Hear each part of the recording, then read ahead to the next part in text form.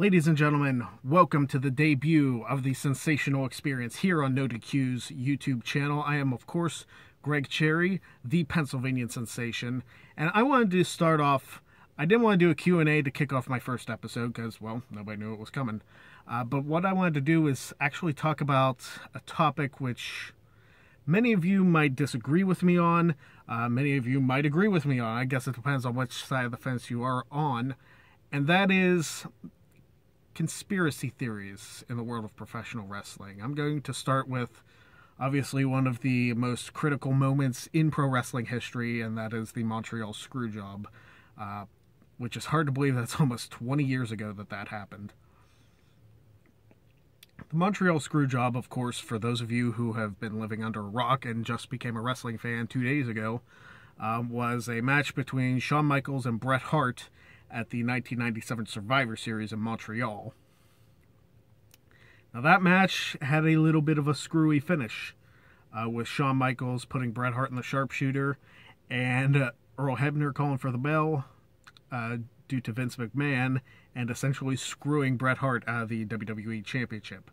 A finish that they've recreated way too many times, especially in Montreal. And a lot of people have been saying, oh, this is a shoot, and there have been some few, and even if you look back at an XMV interview from, I believe it was 2006 with Aaron Riff's late father Zoogs, he claimed that the Montreal Screwjob was a work. And you know what, looking back on it, I could see that being possible. I could see it being possible that the Montreal Screwjob was in fact a work.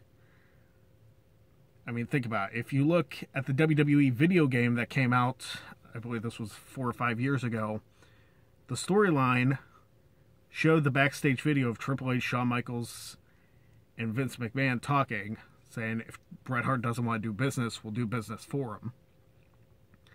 Now, why would they bring that up? Why would they show that on camera? Why would that be heard on camera if that wasn't part of the story? It makes you think. It really does. It makes you think that perhaps Bret Hart was in on it and they wanted to make it look as realistic as possible because, let's face it, with the curtain call with Triple H, Shawn Michaels, Kevin Nash, and Scott Hall from about a year and a half prior to that, nobody had really done anything like that in the business. It had been seen as the work the whole time. There had never been any shoot references whatsoever, minus the curtain call incident and like the beginning of DX's little stint. Could this have been the first worked shoot in pro wrestling? Probably not, but probably one of the most famous, if that is in fact the case.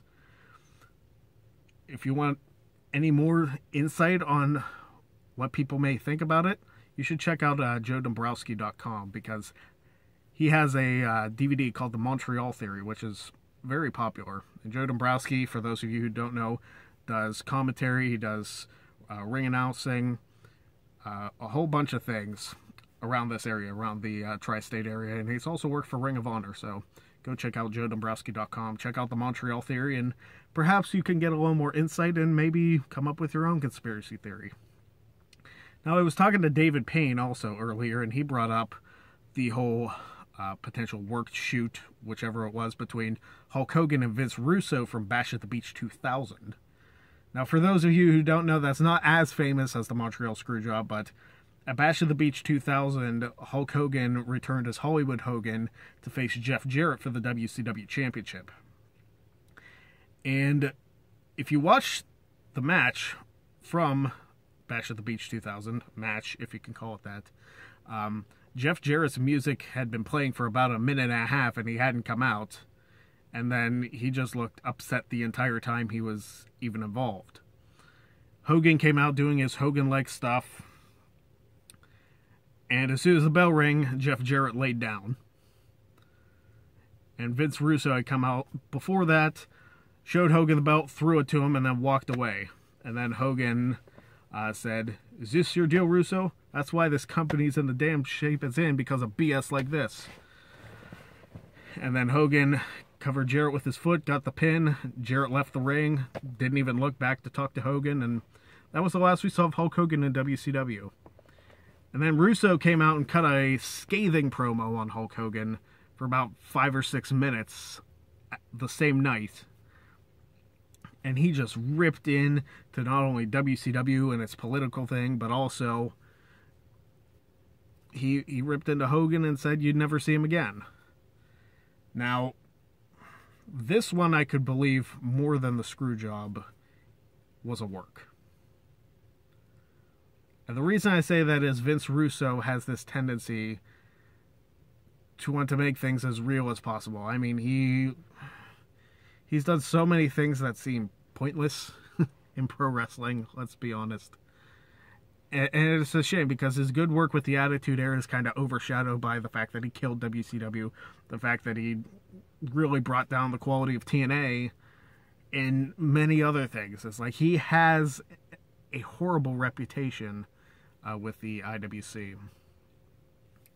That notwithstanding, I wouldn't put it past Russo and Hogan to work this out. Perhaps they couldn't come to a deal, and Hogan just wanted time off or something, and he never got a chance to come back because in 2001, WCW was bought by the WWE.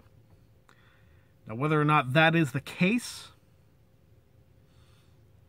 I mean, there's a lot of speculation. I can't imagine that Russo would go over the top and curse if it was in fact a work, but perhaps he used that to add some more realism to the work. And they would include in the announcers on it, Madden, Shivani, and Scott Hudson on the whole deal, because it's like, oh, we want to make this as real as possible. But Russo was also notorious for doing various other shoot-type angles with Goldberg, refusing to take a powerbomb and a pin from Kevin Nash, and then just walking off the job. I could see this being a work. It might have been a shoot, because Russo and Hogan probably have still not seen eye to eye to this day.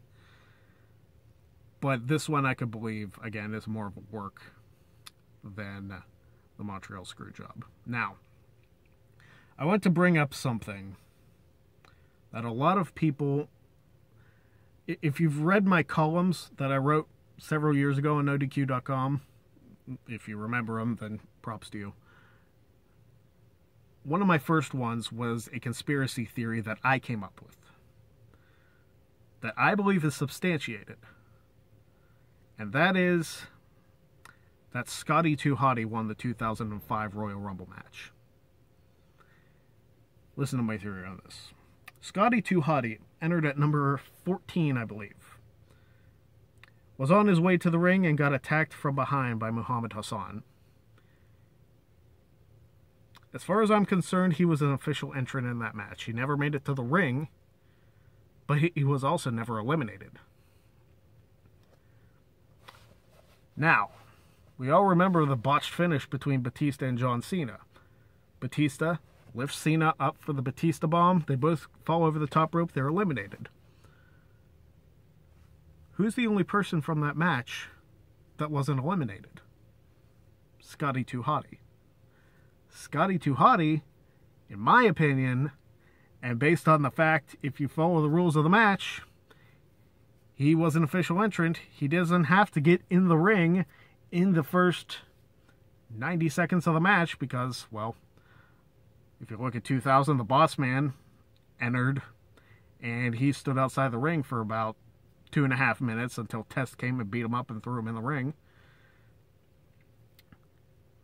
In 2005, Scotty 2 Hotty never made it to the ring. Yes, I know the argument was spiked that late 2004 he never made it to the ring, but to be fair, there was no controversy with a winner there.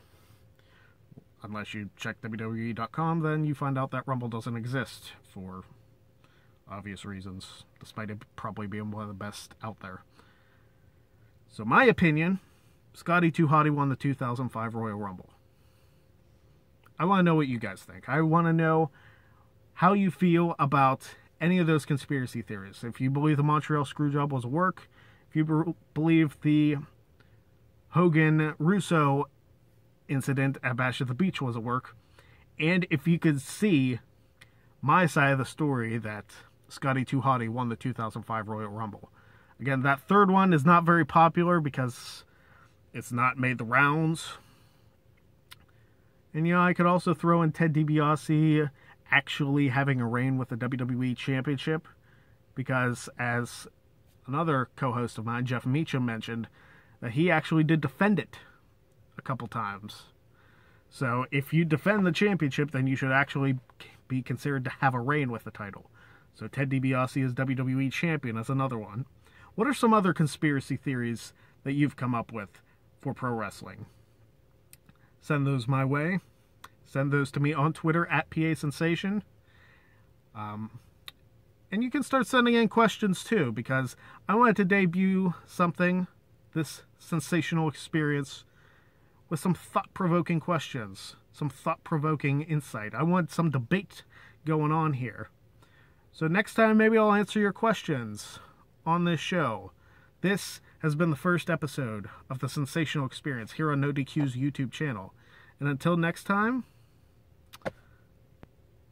we'll see you later.